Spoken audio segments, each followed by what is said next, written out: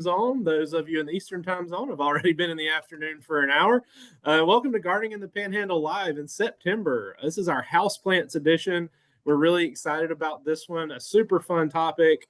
And thank you for joining us on this beautiful fall day. I don't know about everybody else, but I've certainly been enjoying the cooler night temperatures and the lower humidity during the day. Mark's a little better in Gainesville too?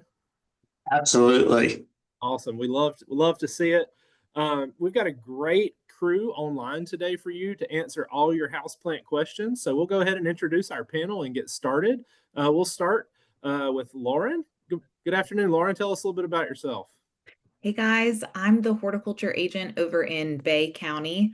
I just love growing houseplants. I've gotten to do that in a production sense, but also in my own home, which I really love. And I'm excited to talk to y'all today. Awesome. Very cool. And you can see, are those some of your own houseplants there behind you? These are some of my own houseplants. I will say one of them was at least pulled from outside. Not all of these can grow this big in my house, but yes. Some of mine live out, quite a few of mine live outside during the summer. Abby, good afternoon. How are you today?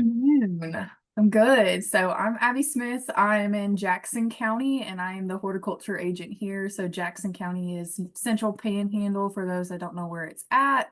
The middle of nowhere is what I like to say.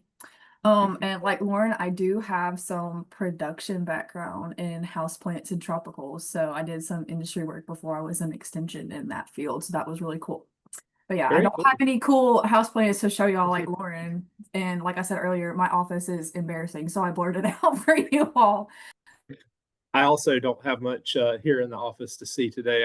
We're anticipating a move across the street to our new extension office building here in Bluntstown in the next couple of weeks. So we have totally packed up and the walls are bare, save what's being left behind. So no houseplants here, but we'll go ahead and for our special guest today, Marc Frank. Marc, introduce yourself and tell us a little bit of your background before we get going. Good afternoon, everyone. I am the extension botanist in the Herbarium, which is the botany collection at the Florida Museum of Natural History. And so I am a person who is interested in both botany and horticulture, anything having to do with plants. And I use that background in the Herbarium collection to be a resource for all the different extension agents across the state of Florida. Yeah, Marc is an amazing resource, a true example of your tax dollars doing good work. So we want to keep him around. He's helped all of us here, and we're extremely excited to have him on our panel today. And so we'll get right into it. We're going to start today talking about some general houseplant care, just kind of get the lay of the land today, and then we'll get into what everybody's here for, your houseplant selection, and then finally we're going to troubleshoot some houseplant problems near the end of the webinar. But let's get started with you, Marc. And this first question is one everybody needs to know. How do I create the perfect indoor environment for houseplants? You know, most of our houseplants are tropical, and most of your inside of your houses is probably not a tropical environment. So how do we kind of, square that circle, so to speak? So the tropical plants that are popular as house plants, they're generally forest understory plants, so they can deal with the low light conditions indoors. But what's difficult is the humidity, particularly if you climate control the inside of your house year round. Now, for me, I actually turn off my AC in the fall and the spring and have my doors and windows open, so the humidity goes up. But I've got plenty of friends who are either running their AC or their heat all year long. When you do that in your house, it is very hard to have a humidity level that is going to keep a tropical plant happy. So what happens is you typically get those brown edges and brown tips, which is a good indicator of lower humidity. So the things you can do to improve humidity indoors is to group plants closer together, to put trays, shallow trays with pebbles and a little water, so there is water beneath the plants, but the pots aren't actually sitting in the water. In the winter months, when the heater is running a lot and drying plants out, you can use a spray mist bottle to mist the plants pretty heavily a couple times a day. Some people actually go so far as to use humidifiers, particularly in the wintertime, because their skin might get dry or their, nasal passages might. So then they use a humidifier and it benefits both your body and your plants. But the big issue with creating that perfect environment for tropical plants indoors is really humidity more than light. Now, if you start to get too far away from windows, then you may want to supplement with grow lights. I actually have really good luck with LED grow lights for tropicals indoors, but if you've got a very bright interior, you might not need to worry about grow lights. Awesome. That's an excellent answer. Covers a lot of bases. Kind of the next question, we're going to just dovetail off of that one. Now that we've kind of created, or we know a little bit more about our houseplant environment inside, how do you know what plants to select? Do they need high humidity? Do they need high light, low light? What are we looking for? So there's lots of web pages and there's lots of good reference books. It's often good to actually look up a plant and find out where is it from and what kind of habitat. But as a rule of thumb, succulent plants with thicker leaves generally aren't going to be as picky about humidity, and they're generally going to want higher light. Anything that's flowering or fruiting is generally going to want higher light. And then anything that's got big leaves or thinner textured leaves will generally want higher humidity and can tolerate lower light. But every plant is different. Like, different plants grow in different habitats in different zones of our planet. So you kind of got to do some research or look at the tag that comes with the plant when you buy it and try and match your growing conditions. And I've certainly learned a lot in the decades I've been growing plants in my house that, like, I have different microhabitats in different rooms. That some rooms have a southern exposure or western exposure that's really bright light, and other rooms there's no direct light at all. And so even though I have one room with a huge plate glass window, it's north facing and it never gets direct sun. So I put all my plants in front of the big window, but didn't realize how light poor it really was. So you got to do some trial and error. No doubt. Kind of on your light thing there, would those plants that flower, the more light you give them, the more likely they are to flower? Would that be? Absolutely. Okay. So if we've got a peace lily that's not flowering, that may be something we look at. A combination of light and nutrition. Okay. So enough fertilizer and good light. But I feel like in general, light is the one thing that is limiting with houseplants. People don't realize, but just a pane of glass reduces the amount of sunlight that comes through about 30%. Then for each foot that you move from that pane of glass, it reduces the light about another 15 to 20%.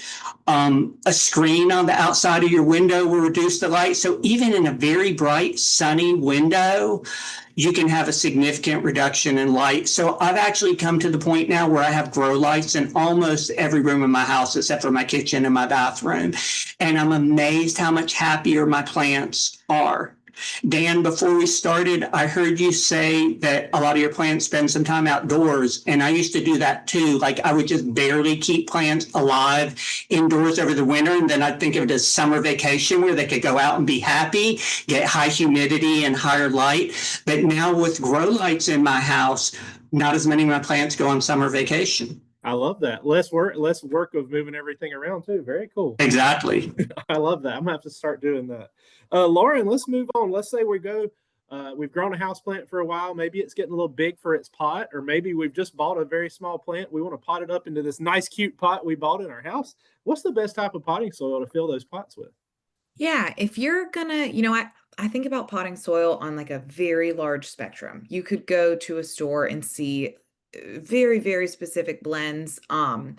You can use those, and they absolutely, you might find one specific to the crop you're trying to grow. But I also like to say that, we've grown houseplants in pretty regular potting soil for a long time. So if you want to mix your own blend, I think it's about a 1 to 1 to 1 peat, pine bark, coarse sand. They're going to drop a really good article that kind of breaks it down based on if you're growing a foliage plant versus a seed mix, what ratios you can mix.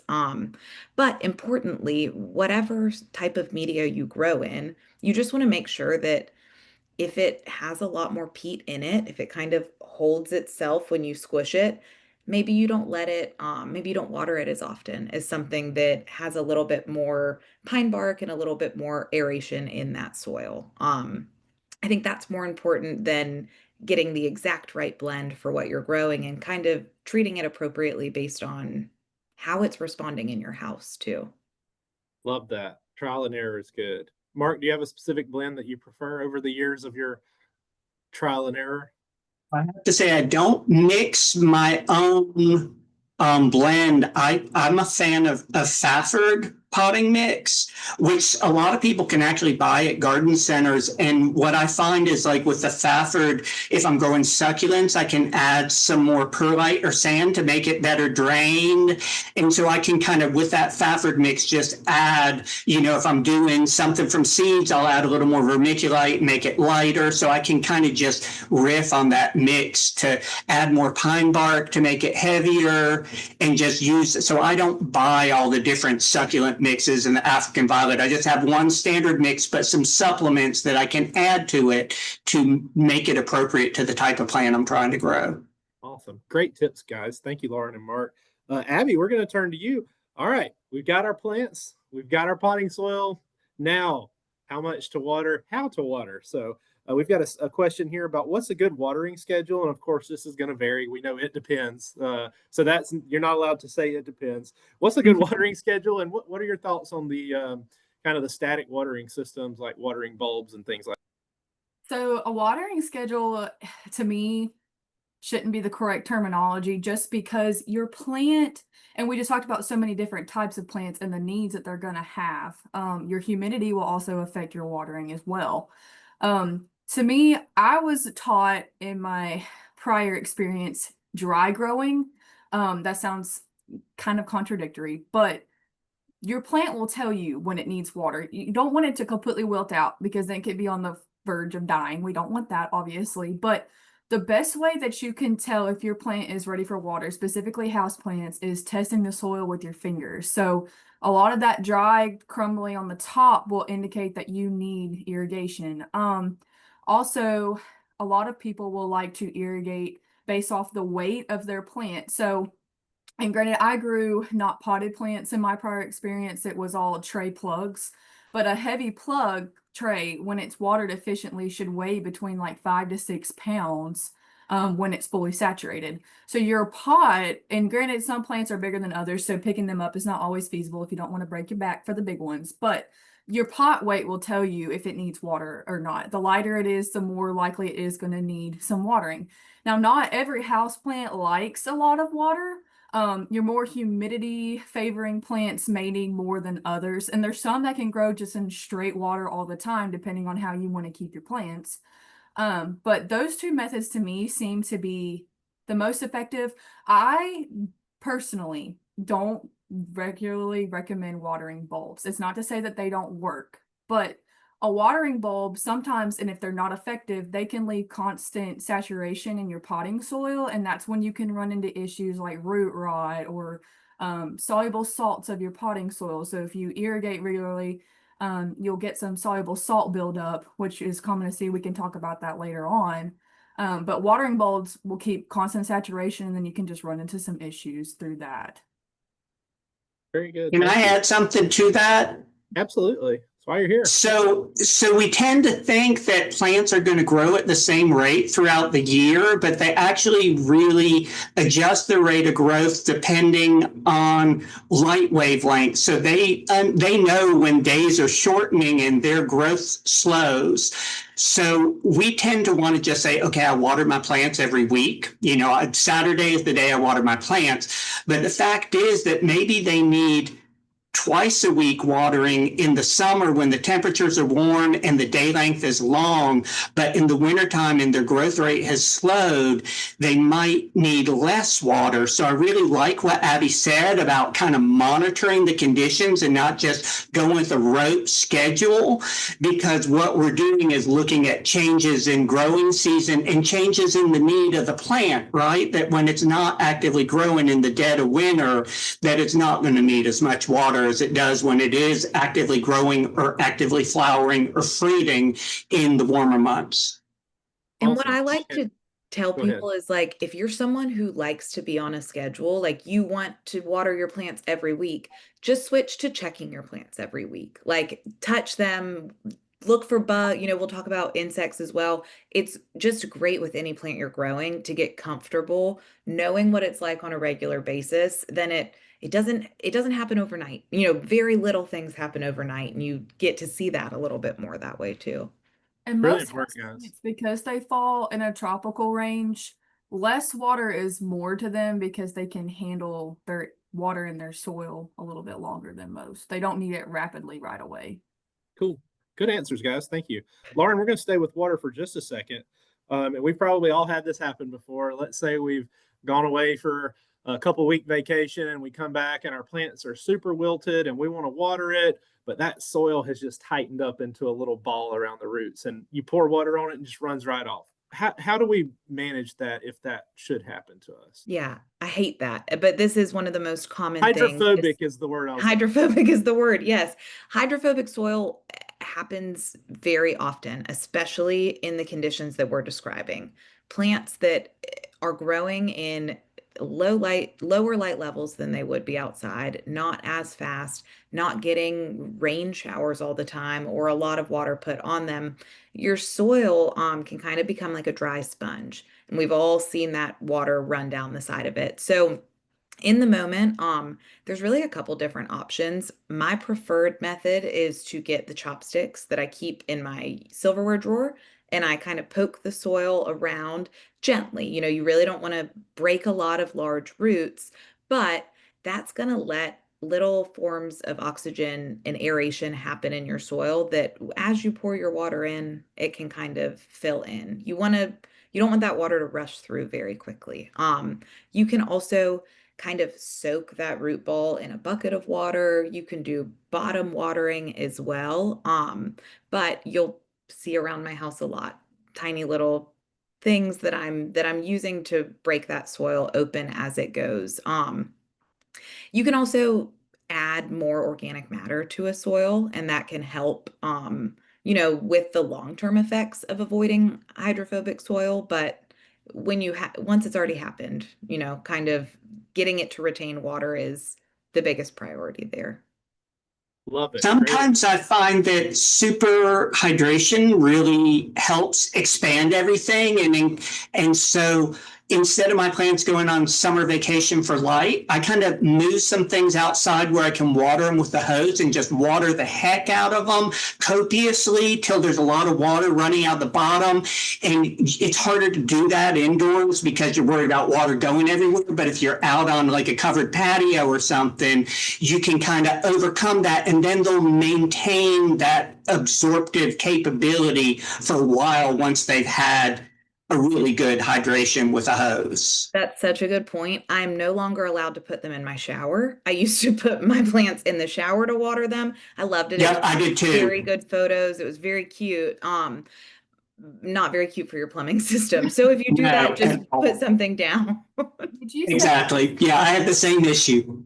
Like maybe because I know of some people that will like sit their pot in a complete like other tub of water to let it irrigate from the bottom. Well, that will help with hydrophobicness too.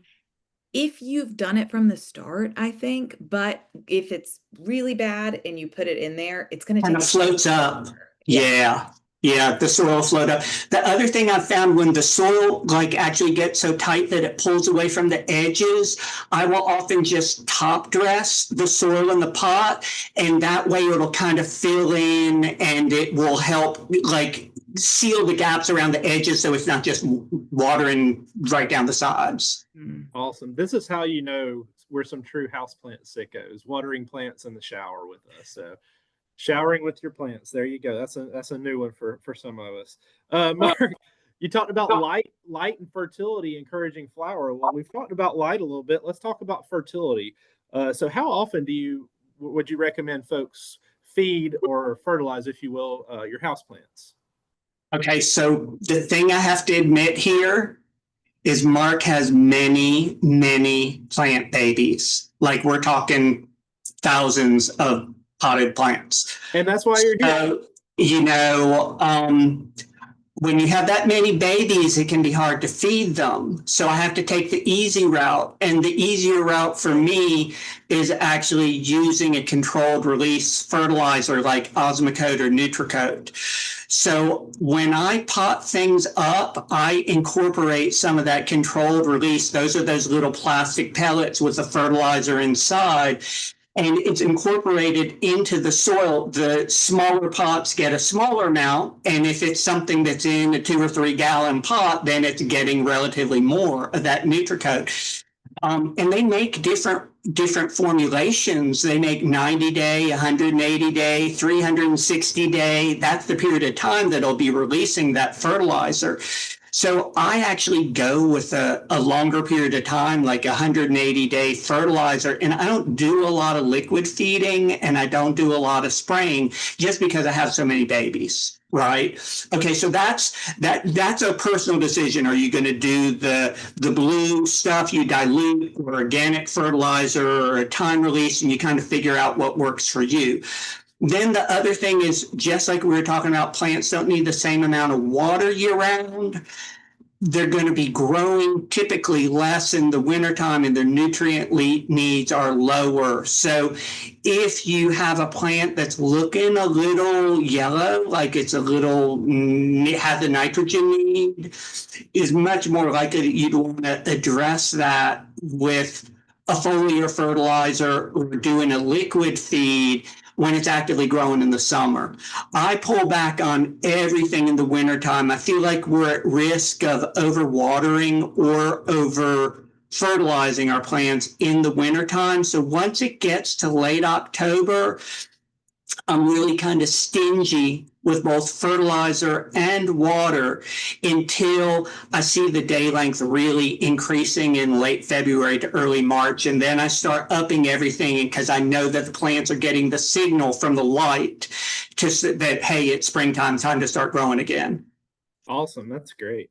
Lauren, let's say you've done everything we've talked about so far and your plants are doing great. They're beautiful, but they've gotten a little too big for where they're supposed to be. And Mark, I mean, growing houseplants for 30 years, I know you've got to have some that have just gotten way out of proportion. So Lauren, what do you do when your plants get too big for the spot they're in?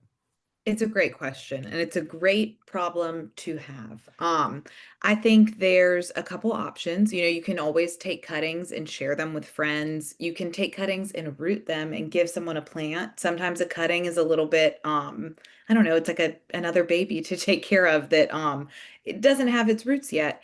There's also a lot of like plant libraries that will pop up around town. If you don't have anyone in your life who really likes plants, it's a fun time to experiment. Does it do well in that corner? Can I put it in the darkness over here, even though it's not in front of a light? We all say the best way to learn about a plant sometimes is to kill it. Yeah. So if you lose some along the way, that's okay. I will say, an easier answer is what not to do with it. We've talked a lot about putting your plants outside in the summer and letting them enjoy a little rain shower. But a lot of these tropical plants, we do just want to be cautious when we plant them in the ground. It's less of a problem here in the Panhandle. Mark, I know in Gainesville, I've had some big houseplants get pretty big up some trees in the past before I was taught, not to plant your houseplants outside because they really will enjoy our tropical environment. And with Potentially that, becoming invasive? yeah, potentially becoming invasive, disrupting those native species that want to take up that space. And that can be a problem because those native species are doing something for another part of that ecological system that this native plant just isn't going to do the same. All right, very cool. Either of the other two got anything to add? What do y'all do if you've got a plant that gets just too big? So I have to say that I am guilty of going for potting things up to large pots to the point where I can barely lift the pot. So now I actually have some of those things that are on like rollers, so that even though it is in a quite large pot that's hard for me to heft, that I can roll it to the door and get it outside for summer vacation or whatever. So I am guilty of having some pots in, giant inside, but I love to see them grow. It's gorgeous. That's cool. Very cool. All right, let's finish up this section with our last question for you, Lauren. Let's say you've decided to invest in a greenhouse, and so when you're instead of bringing some of those plants in for the winter that are out on summer vacation, we're going to attempt to keep them growing, through the winter in the greenhouse. So, what kind of conditions in the greenhouse? How would you prep a greenhouse for overwintering those tropical plants? Yeah, it's great to start thinking about this now before a freeze is coming. So I would say, depending on the type of greenhouse you have and what kind of infrastructure it is, importantly, I'd want to know what the temperature is inside before I put a plant in. So maybe if you can throw a temperature monitor in there and watch that for a few days, make sure that your ventilation is working and that you can get some air movement in for those plants. It still gets really hot here during the day, even when we have cold mornings, an afternoon in a closed greenhouse can still really scorch a plant. Cleaning it, if it's an older greenhouse that sat for a little bit, keeping it clean is a great way to start before you put plants in. And then test your heaters. If you have heaters and if you're going to rely on them, test them now before a freeze is upcoming. That's the most likely time that a freezer or that a heater will stop to work if my experience tells me anything about that. But yeah, just kind of thinking about the conditions before you just move all your plants in, I think will help set you up for success there. Very cool. The other thing to realize is that it really depends where your greenhouse is located in terms of the light conditions. So a greenhouse that's on the south side of your building or on the west side is generally going to be stronger light. And for some of those tropical foliage plants, moving them into a too bright greenhouse, you can have a lot of burning or leaf scorch. So you may need to have some shade cloth either on the exterior or over part of the greenhouse where you're putting your house plant. Whereas if your greenhouse is on the north side of your house and your eastern exposure, that's generally going to be lower light and you may not need to have any shade cloth. So it really, sometimes we just put a greenhouse where we have space in our yard, not because it's the ideal light conditions. And so you got to pay attention to how bright it is, and you just don't want to scorch your babies to death when you put them in a too bright south or west exposure. Yep. That mess is so good. We're going to move to a fun topic, and this is houseplant selection. And so our first thing I wanted everybody to do is kind of talk about some of their favorite houseplants. And, Marc is kind of tipping his hand with his background there. We'll get to that in just a second. But let's start with everybody give me a couple of their favorite houseplants. And I'll start with Abby. Abby, what are some indoor plants that you really enjoy growing in your career? So I really, really like vining plants more so than like regular potted plants. So the golden pothos is like my ultimate favorite, and it's easy to grow.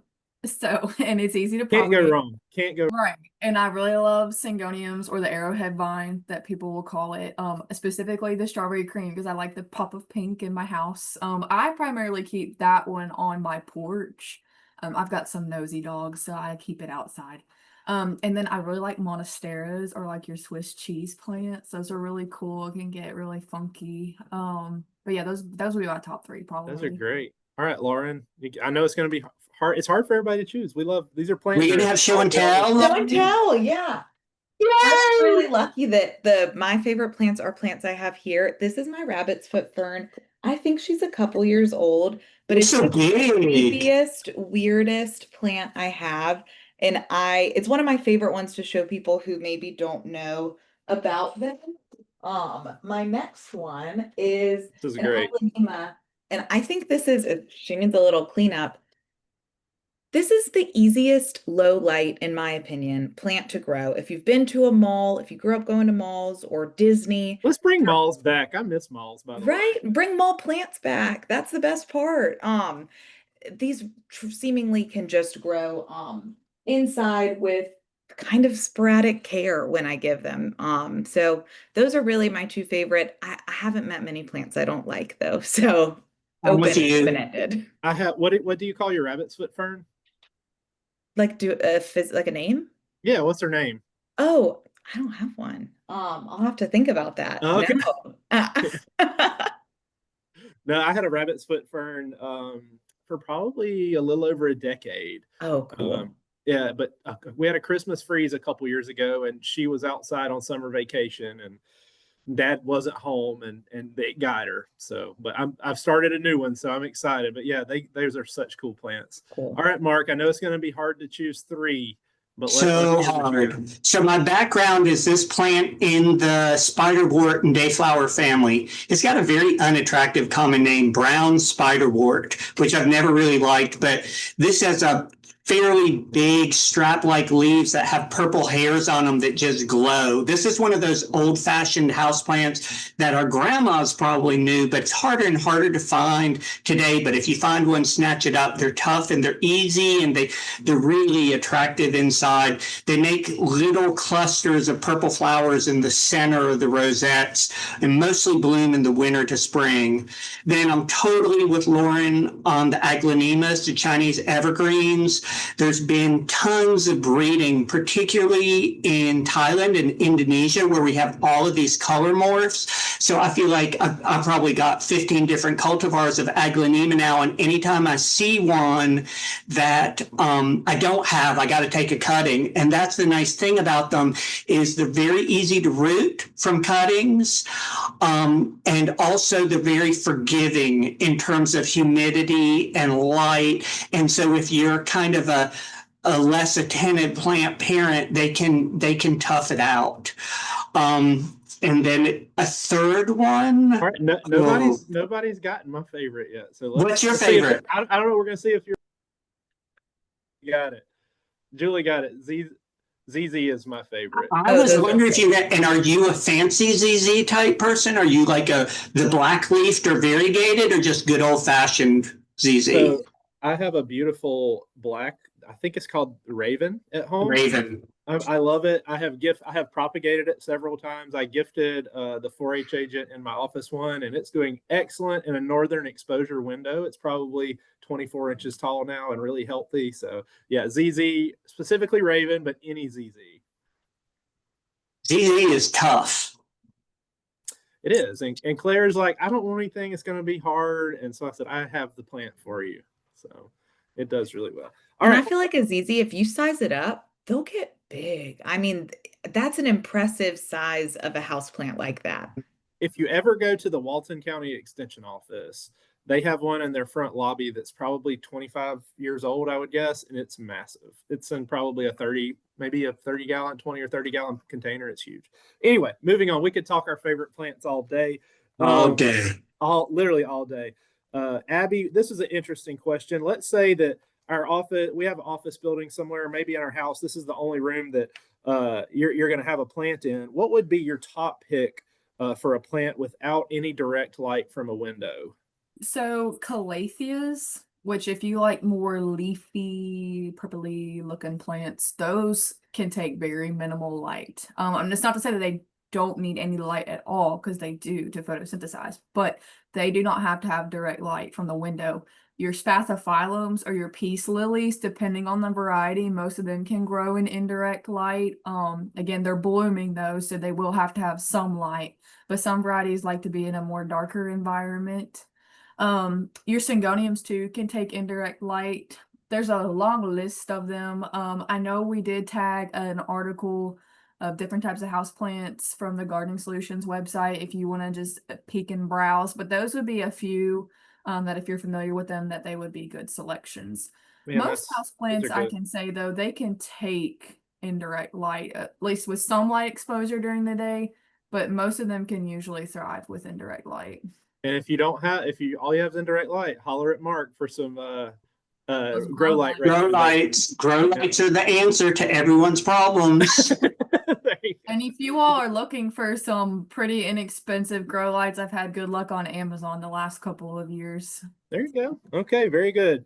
Mark, all of us, in addition to our plant babies, not all of us, but many of us, in addition to our plant babies, also have fur babies or something else like that, you know, the pets. And so if we have a pet, are these houseplants going to be safe to have those around? Are there any in particular maybe you should steer clear of? What do you think about poisonous plants? So there is definitely an issue if your animal is a nibbler, whether it is a cat or a dog or a rabbit or a guinea pig, you need to be aware. Um, Anything in the aroid family, and so that's the monsteras, the philodendrons, they all have these calcium crystals in them. You've heard of dumb cane before, Dieffenbachia, the Chinese evergreen. So that word dumb cane means because if you chew on a leaf, those crystals get embedded in your throat and can temporarily make you mute. So all of those would be things that could potentially cause a problem on a nibbling child or animal. With pets, I really like the list that the ASPCA puts out, the American Society for Prevention of Cruelty to Animals. They have lists that can be sorted by dogs, cats, and other, and it includes ones that are toxic, that are demonstrated to be toxic, as well as a list of plants that are demonstrated to be non-toxic to those animals. And so when I'm uncertain, I always just go to that ASPCA website and look at their list to check. Absolutely. We love our plants, but it's not worth potential heartache over getting an animal sick. So the other thing too is that depending if your animal's a climber or not, if you're a dog person, you know, a lot of times you just need to get that plant up. A shelf in front of a window, a hanging basket means that it's out of Fido's way, but you still get to enjoy your plant without putting your dog at risk. awesome. Great tips, guys. Thank you. Mark, we're going to transition right to another really popular plant, Venus flytraps. Really cool little plant. But are they difficult to grow? Are they easy to grow? Let's, what do you think about that if we go to Lowe's and see them in the I think they're hard to grow. I actually think that they're very environmentally specific. And so they want an acid soil, they want moisture and humidity, and they're kind of picky about light too. So it's all three. So I actually think they're easiest under grow lights with a very acid medium in a regular moist environment because they're pretty much bog plants, right? And so bogs are kind of a hard environment to reproduce indoors. So I think of it almost like when someone buys a Venus flytrap, I think of it as like you're buying cut flowers to have in a vase on a table, and it's going to have a finite lifespan unless you're really a master of duplicating that bog habitat. Okay, very cool. I've had good luck with like a sundew. If you want something inside that's carnivorous that might eat some fungus gnats or something, like a sundew in a south-facing window, really good light and a dish of water. But you're right, I bet a grow light would help that too. It's still finite. It's not going to live a whole life cycle and go dormant in your house and continue what it needs. But it can be Abby, cool. Did y'all grow? I feel like Oglesby grew some. I'm going to piggyback a little bit. So the Yeah. company I worked for prior to Extension, they actually manufactured their own tissue culture of Venus flytraps. And from the beginning, let me tell you, those are some dramatic plants. They are not like easy at all from day one.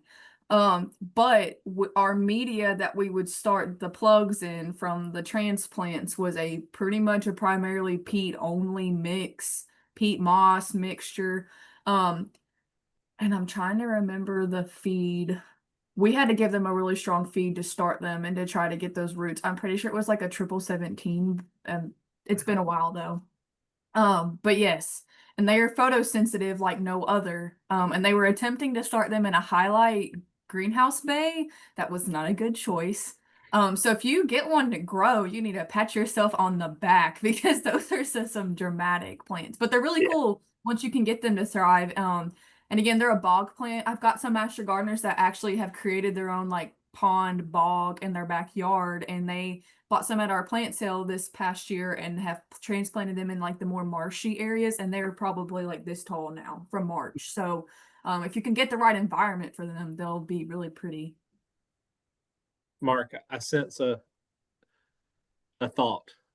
that you have? No, I was just going to say there's probably other carnivores that are easier than a Venus flytrap. So this that Lauren mentioned, or maybe even a pitcher plant. I've killed my share of pitcher plants, but you can at least keep it alive for longer, and I don't think it's quite as fussy and demanding as the Venus flytrap. But if you are, this is like the last level of houseplant gardener is growing Venus flytraps. It the sounds final like. form. Yeah. If you are going to purchase one, I think it's important to say, of course, you know, be purchasing from a responsible obtainer of the carnivorous plant. Abby mentioned them starting in a greenhouse, or there are some native nurseries that have people that have their own populations and responsibly grow them, so that we cannot, you know, encourage people to want to poach those out of their natural habitats, where, as we've said, they do the best anyways. Enjoy them where they grow. There you go. Awesome. Great. So I think that's a really good transition to talking about some houseplant problems, finishing up selection with a fussy plant going into that. All right, Mark, this is a specific one. This person has an east-facing window with lots of tree cover, and they also have a west-facing window with no tree cover and high light. Begonias are not doing well. Which of those situations would you prefer to grow a begonia in? I would go with the west facing with no tree cover, but just maybe be a little further from the window. You know, a lot of times I think the issue with begonias, at least for me personally, is a humidity issue. I tend to have a lot of leaf loss and crispy edges, and I think that's just because I don't keep my growing environment humid enough. I also think they like a little more moisture retentive growing media, but at the same time, it is certainly possible to overwater them in the winter. But in a very low light situation, like an eastern exposure with a lot of tree cover, I just think that's not going to be, you might be able to keep it alive, but you're not going to give it encouragement to grow. Okay. So a higher light situation would be better. So in your opinion, with a begonia, humidity is probably the bigger issue than the light. The bigger issue, and having a good moisture retentive media, but kind of like getting your water and humidity thing overall right, more than light. And a really good topic here. Nobody wants to have pesticides. We don't want to eat them. We don't want to come in contact with them necessarily, but we do have pests occasionally on our houseplants. And so how do we safely treat those pests when we come across them, Mark, indoors? Is it different than outside? Yeah, I think the same strategy or rule applies to both, which is really that idea of integrated pest management, that instead of using some broad spectrum treatment, that you're going to target to what the pest is. If it's just a caterpillar, you can squish it, or if you have a soft heart, move it outdoors to eat an outdoor plant. Whereas if it's white flies or mites, there's going to be many more of them. I personally don't really like spraying plants, particularly anything that's stinky. So I'm a fan of using systemic drenches, and I will often move a potted plant that has a pest issue that is kind of hard, like spider mites, white flies, scale, and mealybug all seem to hide. And so when you spray, you don't make contact with all of them, and they kind of grow back. Whereas if you use a systemic as a drench, pouring it into the soil, it's taken up into the vascular system of the plant. And when that nasty little insect bites into the plant, then it's getting some of that insecticide in it. So I am really moving more and more towards using systemic drenches. Now, out in my yard, I don't do that as much because I'm concerned about the pollinators, and I don't want to have those unintended consequences. But there aren't a lot of pollinators intentionally in my home, so I feel less concerned about using the systemics to treat pest issues.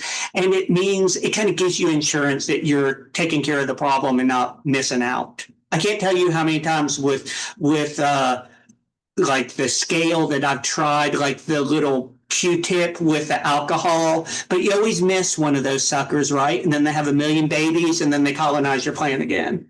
That's awesome. Love that. Abby, Mark kind of touched on this a little bit. Let's talk specifically about white flies, aphids, some of those sap sucking bugs. Do you agree with the systemic approach with that? Yes and no. I think Okay, they it's will good to have work, different but opinions. you Let's gotta hear it. Yeah. be careful indoors just because some of them do put off an odor. And if you do Okay. have pets that again are nosy and they're in reachable distance after you've just treated them, that's not a good situation.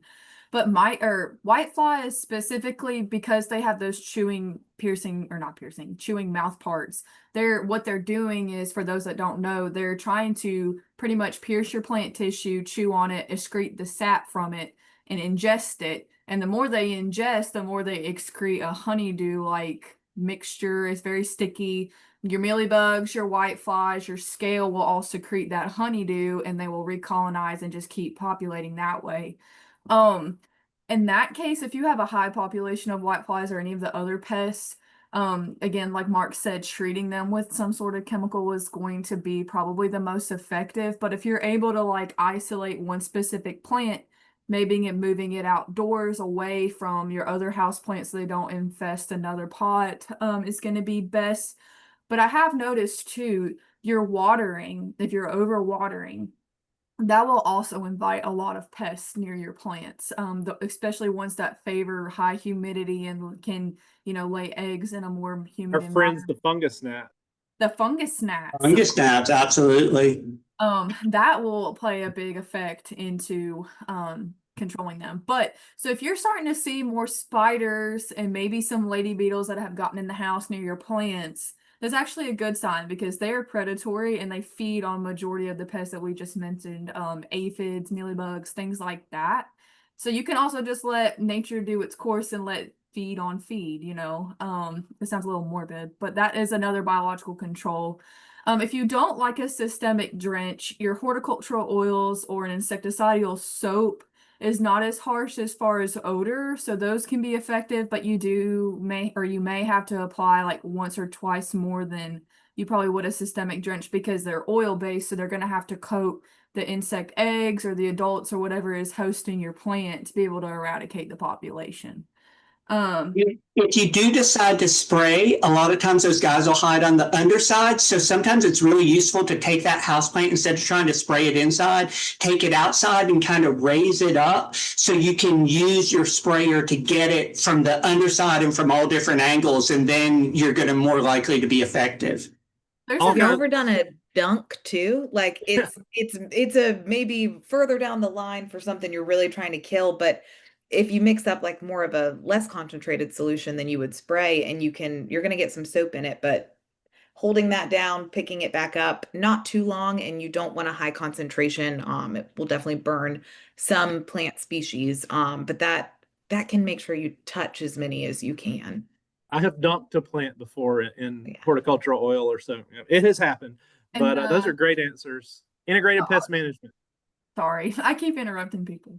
The Last time. article that Josh has put in the chat for those that aren't favorable to spraying, or you're like, I don't know about the biological control, there is some instructions on how to build an insect trap. So that's pretty cool if you want to look into your own sticky traps at home to try to manage your pests. But for sake of time, we'll move on from that. But I wanted to mention that real quick. Thank you. Lauren, to kind of finish up on insects, just kind of a general, what you mentioned scouting and getting in your plants earlier. When we're scouting, or what are kind of some of the big pest offenders that you would encourage people to keep an eye on and catch before they get too bad? Yeah, it's a great time to look for pests and look for water and drink your coffee or do whatever you're trying to do. Make it a routine for yourself. I think if you're seeing the pest, a significant amount of damage has already been done for a lot of these houseplants. If we're seeing it and noticing it, but things like that honeydew that Abby mentioned is sometimes the first sign that I'll notice. With this rabbit's foot fern, I don't know that I'll be able to find it. Oh, I can see a big one. Some hands-on content here. Some hands-on. It has, if you can see, like a lot of scale right now. It's really nasty. And I was dusting my bar cart the other day that it's on, and it was sticky and gross, and that's how I noticed it. So looking for those signs underneath your plant, often if your plants are high up away from your animals, look at the knickknacks you have near them or your shelves. When aphids come around or other small insects, sometimes they might leave their skins from previous life cycles. You may see those before the insects themselves, but big contenders in my own plants, I would say that scale, the whitefly that we talked about, that if you disturb your plants, you'll see the whiteflies flying around, fungus gnat larvae and fungus gnats themselves, as well as spider mites, which, your traditional insecticides that we talked about may not be effective there. I love to use them as an example for times that I do think it's worth it to potentially purchase a biocontrol.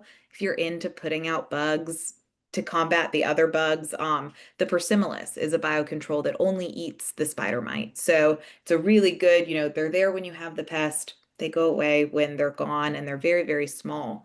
But just really keeping an eye on things that look out of the ordinary, damage, stickiness, that sort of thing. And The other thing I'll say ahead. as a wrap up to pests is we think that pests happen, and they do, but plants are much more prone to having insect, pest, or disease issues when they're in less than ideal growing conditions or they are stressed. And so whenever I have a plant that has a fairly persistent pest issue, I take that as an opportunity to evaluate how I'm growing it, where I'm growing it, what I need to do differently. And maybe it just needs to go on summer vacation for one thing. We all need to go on summer vacation when we don't feel good. But the other thing is to say, okay, am I doing something wrong? Am I overwatering? Is it not enough light? Plants that are growing vigorously at optimum health are much less prone to pest issues than ones that are under stress. Okay, that promises the last thing on pests. We got to move on. We've got a few questions I want to cover before we get done. However, we did have a good question come in that says, what should I do to my plants that are on summer vacation before I bring them back in to make sure that I'm not bringing pests from outside inside? Marc, Lauren, Abby, y'all have any thoughts? If you want to go crazy, you could dunk them in a line, but I'd maybe just clean the outsides of the pots, get the frogs out. Okay. So I have a lot of plants that go on summer vacation, a lot. And then they all come inside in a panic of like many days of moving. I usually have to take a day off of work so I can move everything off when they forecast the first freeze. And so I do this thing where I actually do my systemic drench and a low-level fertilizer together in my watering can, and everyone gets like their leaves washed off, so that's getting the things off the leaf, and then they're getting the little drench, and then they're coming inside for the winter time, and they're hydrated, they're fertilized, and they've had a little systemic in the root system, so they're good for the season. Awesome. I will say, anything in to my add? neck of the woods, because we have more row crop commodities in this area, about this time of year when people start plowing peanuts or picking cotton, the whitefly population and the aphid population gets stirred up. So if you've kept your plants out longer than what you probably intended to, you may see more populations this time of year too, because it's still warm, but we're like transitioning, and those insect populations are still thriving because it hasn't cooled off yet. Nice. That's just something to note. Good job. That's great tips from everybody. We're going to get to a couple more questions here before the end of the webinar. Marc, this is one. Let's say we haven't listened to Abby, we haven't listened to Lauren, we haven't listened to you. We didn't have that opportunity, that education before, and we've had this mother-in-law's tongue, the Sansevieria, and we've overwatered it, and it's not doing well. Is there any bringing that plant back, or is that a try again next time type situation? So it just depends. If there is an active sign of rot, if those rhizomes, those underground stems are mushy or smelly, then probably what you want to do is find the healthiest, most firm leaf and try and do a cutting from the leaf. If the underground stem, that rhizome, is still firm and intact, then my inclination would be to unpot it and let it dry out a little bit and then repot it, maybe cut it back. And but I think the real risk with the mother-in-law's tongue is overwatering and low light. they can take some pretty serious water when they're in highlight conditions, and in habitat in Africa and the Arabian Peninsula, you often see them growing in like bright direct sun, but we tend to think of them as low light plants because they'll tolerate it. So, it just depends on what's going on with that specific plant. How big is it? And do you really see signs of the underground parts rotting and being fungus out and nasty? Love it. Thank you. Abby, we hit a similar question earlier, but this has kind of got a little bit different spin to it.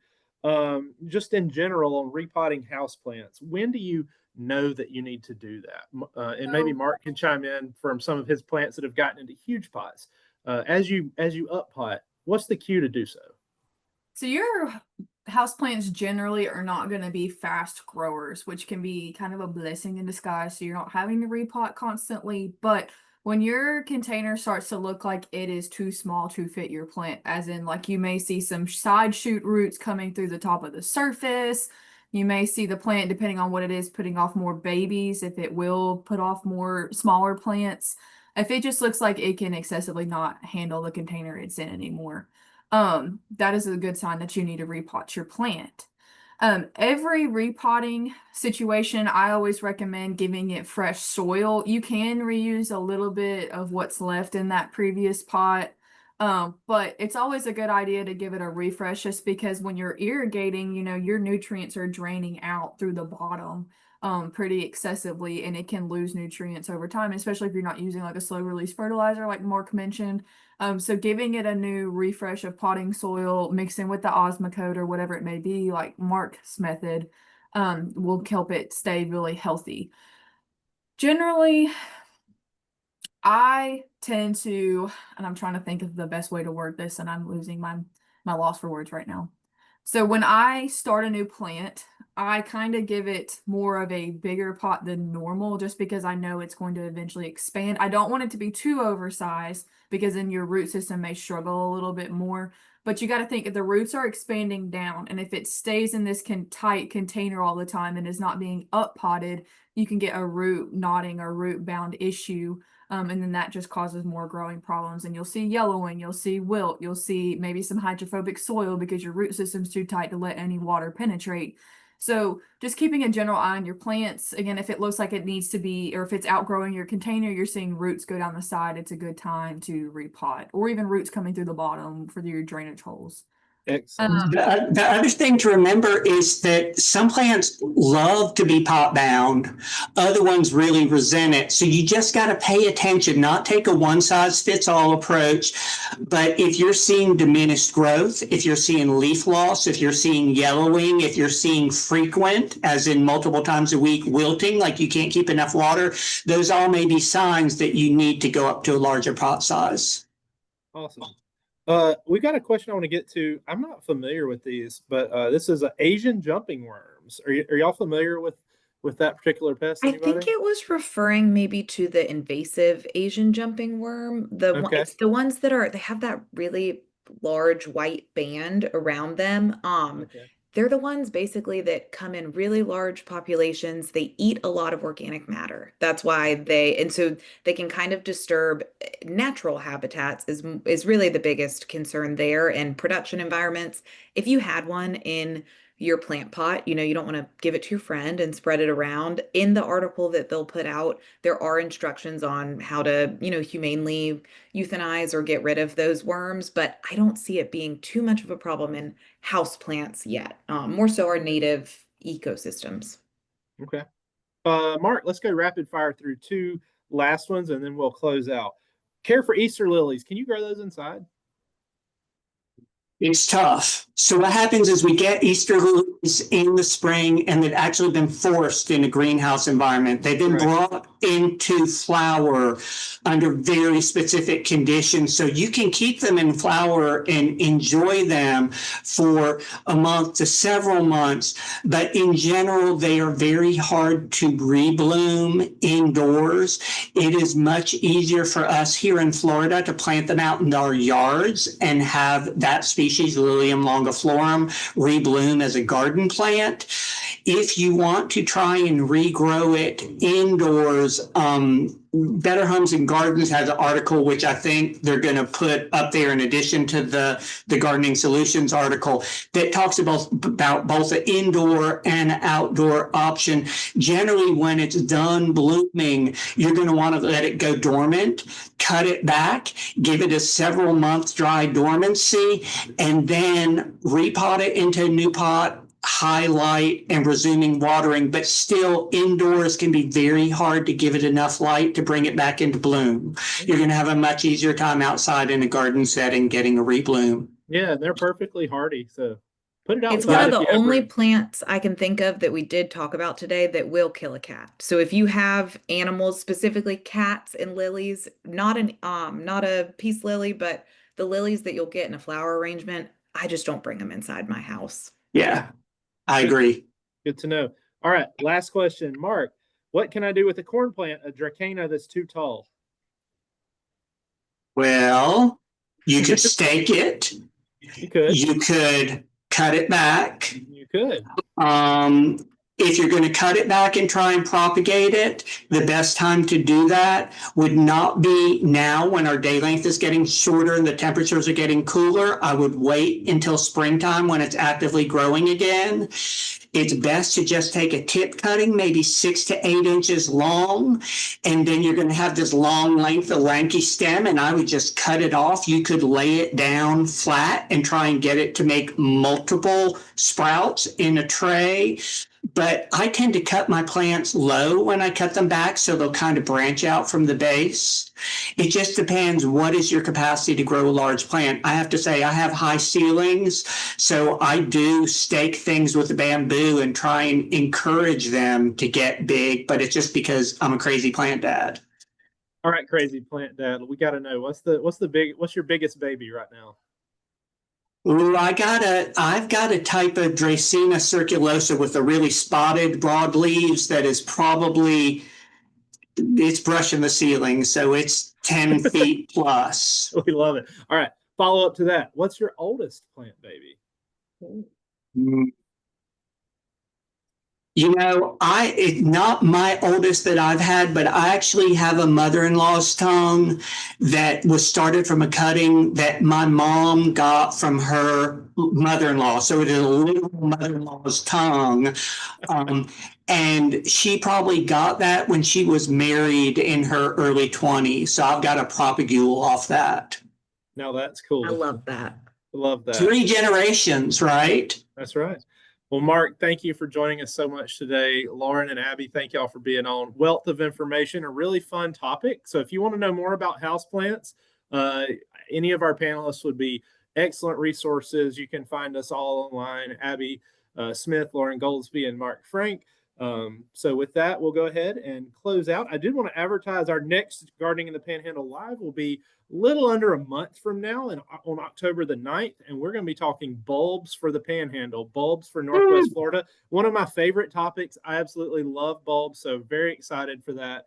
But again, thank you for attending our Houseplant Gardening in the Panhandle Live edition. And we'll see y'all in October. Thanks, Mark. Thanks, Lauren. Thanks, Abby. Bye, guys. Bye, everyone. Bye. Bye.